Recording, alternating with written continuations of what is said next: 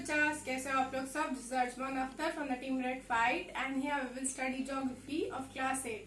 We will be studying chapter 2 of geography जिसमें हमारा chapter है land, soil, water, natural vegetation and wildlife. As you all know ये पूरा एक complete chapter है जिसमें हमने 2 चैप्टर इंक्लूड किए हैं। तो नेचुरल वेजिटेशन और वाइल्ड लाइफ बहुत छोटा चैप्टर है तो मैंने इसी में इंक्लूड कर दिया है। अगर किसी किसी का सिलेबस अभी वैरी होता है, पहले सिलेबस में ये दोनों फर्स्ट एक ही चैप्टर था। अगर आपका सिलेबस अलग है, आपका land, soil and water resources एक अलग चैप्टर है और नेचुरल वेजिटेशन और वाइल्ड लाइफ अलग चैप्टर है, तो नॉट टू बी वरीड, मैं उसे अलग अलग आप लोगों को अच्छे से समझाऊंगी तो ये चैप्टर आपका एक ही बार में कवर अप हो जाएगा। Okay, so in the previous video हमने लैंड तक पढ़ा था, ठीक है, एक्सप्लेनेशन देखा था और हमने लैंड तक का डेफिनेशन पूरा कवर अप किया था। इन टुडेज क्लास हम लोग नेक्स्ट नेचुरल रिसोर्सेज के बारे में पढ़ेंगे, that is soil. Okay, what is soil? तो let's get started with the chapter. हम लोग अपना डेफिनेशन शुरू करते हैं। सबसे पहले सॉइल क्या है? सॉइल की अगर डेफिनेशन पूछे, व्हाट इज सॉइल, बहुत इजी है, आपसे पूछा जाएगा what is soil, how it is form, बहुत सारे क्वेश्चंस पूछे जाएंगे जिस क्वेश्चन के अकॉर्डिंगली आज हम लोग का एक्सप्लेनेशन सेटअप है, ठीक है। So what is soil? Soil क्या है? वैसे तो सॉइल की बहुत ज्यादा डेफिनेशन नहीं है। सबसे पहला जो मोस्ट इम्पोर्टेंट डेफिनेशन है, it is one of the most important and essential natural resources that forms the upper layer, यहाँ पे आप कर सकते हो upper of the earth crust, या फिर यहाँ पे आप ऐड कर सकते हो upper layer of the earth crust। ये हमारा ऑब्वियसली सबको पता है कि सॉइल एक नेचुरल रिसोर्स है, it is already present in nature, तो इसे हम नेचुरल रिसोर्स कहते हैं क्योंकि ऑलरेडी नेचर में प्रेजेंट होता है। तो सॉइल हमारे नेचर का सबसे इम्पोर्टेंट और एसेंशियल नेचुरल रिसोर्सेज है, जो कि हमारे अर्थ क्रस्ट जो है, जो हमारा सबसे पहला लेयर है अर्थ का, उसका अपर लेयर फॉर्म करता है। अर्थ क्रस्ट पे सबसे पहले क्या सॉइल है ना बच्चों, सबसे पहले सॉइल है, ठीक है। तो सॉइल है सबसे पहले, इसीलिए इसे कहा गया that forms the upper layer of the earth crust. सबसे पहले अर्थ क्रस्ट है, लेकिन उस पे सरफेस कैसा, उसके ऊपर क्या है, सॉइल है, ठीक है। तो अभी यहाँ पर एक पॉइंट और है, why it is considered as most important and essential natural resources। ऐसा क्यों है कि सॉइल को मोस्ट इम्पोर्टेंट और one of the essential natural resource के नाम से जाना जाता है, मतलब ऐसा why?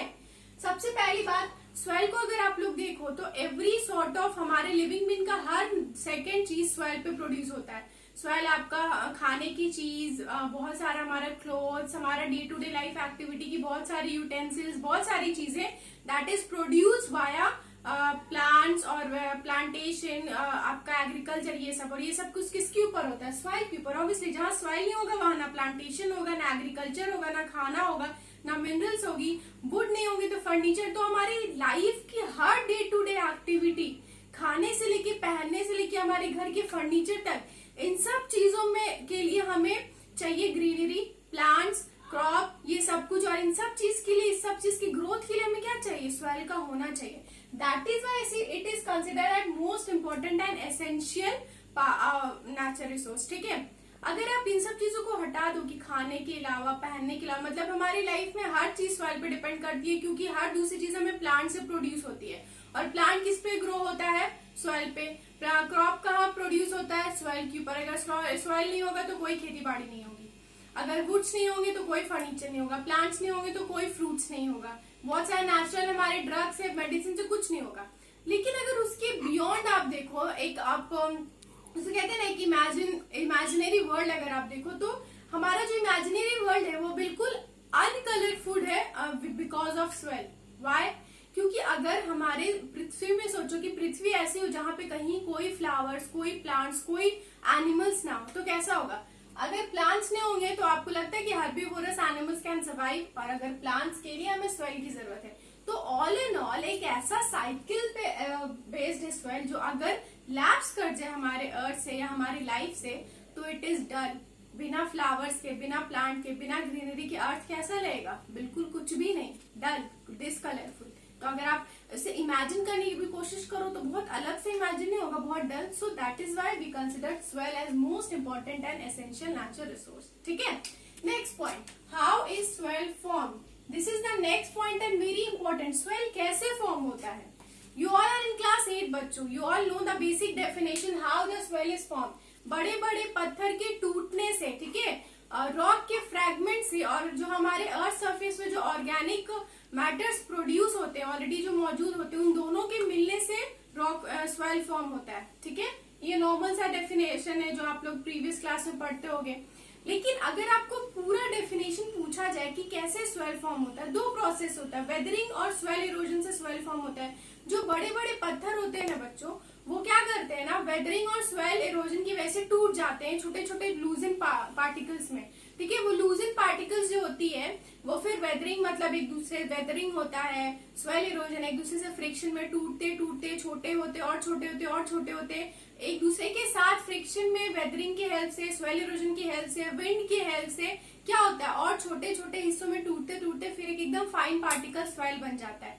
फिर वो क्या करते हैं, ऑर्गेनिक जो हमारे अर्थ सरफेस पे ऑलरेडी मौजूद होता है ऑर्गेनिक मैटर्स, उसके साथ रिलेट, ऑर्गेनिक मैटर्स कहाँ से होता है, जो हमारे अर्थ पे ऑलरेडी प्रेजेंट होता है, ह्यूमस के फॉर्म में आप कह सकते हो, वो जब जितना भी मौजूद होता है अर्थ पे उसके साथ मिलता है और फिर स्वेल का फॉर्मेशन होता है। ठीक है, तो बड़े पत्थरों के टूटने से, ठीक है, वो जो छोटे छोटे चंक्स होते हैं ना रॉक्स के, फिर वो वेदरिंग और स्वेल इरोजन की वजह से छोटे छोटे और छोटे पीसेस में टूटते हैं, एट द एंड फिर वो फाइन स्वेल के फॉर्म में प्रोड्यूस होते हैं। ठीक है, लेकिन बच्चों ये जो पूरा प्रोसेस है, इस प्रोसेस में बहुत लंबा टाइम लगता है। एक थिन सेंटीमीटर, एक छोटा पतला लेयर स्वेल का अगर आप लो अर्थ की सतह पे बिल्कुल few centimetres of thin layer of soil अगर उसको प्रोड्यूस होना हो तो उसे हजारों साल लगेंगे प्रोड्यूस होने। ये जो पूरा प्रोसेस है ना, बड़े पत्थर छोटे पत्थर में टूटते हैं, फिर उससे छोटे, फिर उससे छोटे, फिर उससे छोटे, छोटे होते होते फिर बिल्कुल छोटे पार्टिकल्स, उसके बाद फिर वो टूटते हैं जब तो मिट्टी बन जाते हैं। इसको बनने में, इस पूरे प्रोसेस को बनने में कम से कम हजारों साल लगता है। ठीक है, तो एक पतला सा स्वेल का जो मिट्टी की जो सतह है उसको बनने में भी हजारों साल लगते हैं। So this is the time period कि स्वेल कितने टाइम में बनता है और स्वेल कैसे फॉर्म होता है। ठीक है, so coming up to the next topic, what are the different layers of soil. Soil के डिफरेंट लेयर्स क्या है, तो स्वेल के डिफरेंट लेयर्स हम लोग इस डायग्राम से समझेंगे, दिस डायग्राम, कि स्वेल के डिफरेंट लेयर्स क्या है। What are the different layers of soil, which is very important for examination. अगर आप इसे बहुत अच्छे से अभी समझ जाते हो और आपके बुक में जो भी पोर्शन है उससे भी इससे रिलेट करके स्टडी करते हो, आई एम श्योर कि आप इसे बहुत अच्छे से एग्जाम में लिख पाओगे। तो सबसे पहले हम लोग जानते हैं कि स्वेल का क्या क्या लेयर्स होता है। ठीक है, स्वेल फॉर्म होता है बच्चों, लेकिन अर्थ सरफेस पर डिफरेंट डिफरेंट लेयर्स में फॉर्म होता है। मैंने बताया ना, पहले बड़े पत्थर, फिर उससे छोटे, फिर उससे छोटे करते करते फिर स्वेल फॉर्म होता है।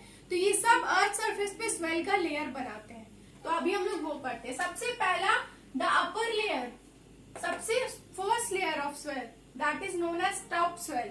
सबसे अपर लेयर स्वेल का टॉप स्वेल के नाम से जाना जाता है। ठीक है, जहां पर जैसे पेड़ की जो रूट्स होती है ना, वो जिस लेयर में आती है ना, जिस लेयर को पकड़ती है रूट्स, ठीक है, उस लेयर को हम लोग टॉप स्वेल कहते हैं। और इसकी बहुत सारी कैरेक्टरिस्टिक्स है। जो टॉप स्वेल का जो लेयर है, इसमें जो स्वेल होती है बिल्कुल फाइन होती है, बिल्कुल महीन जिसको कहते हैं, बिल्कुल बारीक पार्टिकल्स में होती है, बिल्कुल फाइन स्वेल होती है। ठीक है, कोई ग्रेन्स पत्थर की इसमें नहीं होते।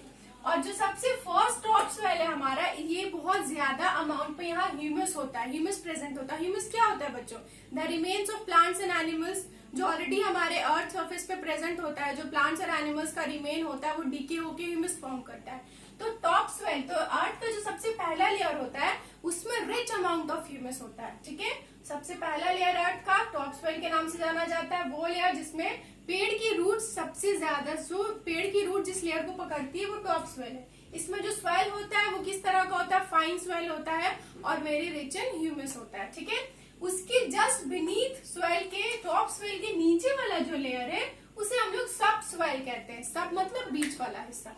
जो अगर यहाँ पर सिर्फ 3 लेयर्स होते हैं ना बच्चों, तो यहाँ पे सब स्वेल होता है या मिडिल लेयर होता है। तो ये उसके जस्ट बीनीथ जो लेयर आता है स्वेल का, उसे हम सब स्वेल के नाम से जानते हैं। ठीक है, अब सब स्वेल क्या है, ये तो था ऐसा अपर लेयर जहाँ पे स्वेल बहुत फाइन होते हैं। ठीक है, ह्यूमस बहुत ज्यादा होता है, रूट्स यहाँ पे रूट्स पहुंचते नहीं है पूरी तरह, और बहुत सारे पेड़ जिसके रूट्स बहुत अंडरग्राउंडेड होते हैं ना बच्चों, उन्हीं की जड़ें सब स्वेल तक आ पाती है। वरना ज्यादातर प्लांट्स की जड़ें जो तने हैं नीचे के, वो टॉप स्वेल तक सीमित रहती है। जो बहुत बड़े बड़े पेड़ होते हैं, बहुत पुराने पेड़ होते हैं, जो अपनी तने बिल्कुल नीचे की जड़ें फैलाते रहते हैं day by day, year by year जिसको कहते हैं, तो वो सब स्वेल तक आ जाती है। ठीक है, इसमें जो पार्टिकल्स ऑफ स्वेल होते हैं, कोर पार्टिकल होते हैं, कोर्स पार्टिकल मतलब थोड़े मोटे मोटे, थोड़े बड़े, मतलब बहुत ज्यादा फाइन स्वेल के बाद अगर उसमें थोड़े से पत्थर ऐड कर दो ना, छोटे छोटे छोटे छोटे पत्थर, उसे हम लोग कोर्स पार्टिकल कहते हैं। ना बहुत ज्यादा बड़े ना बहुत ज्यादा छोटे,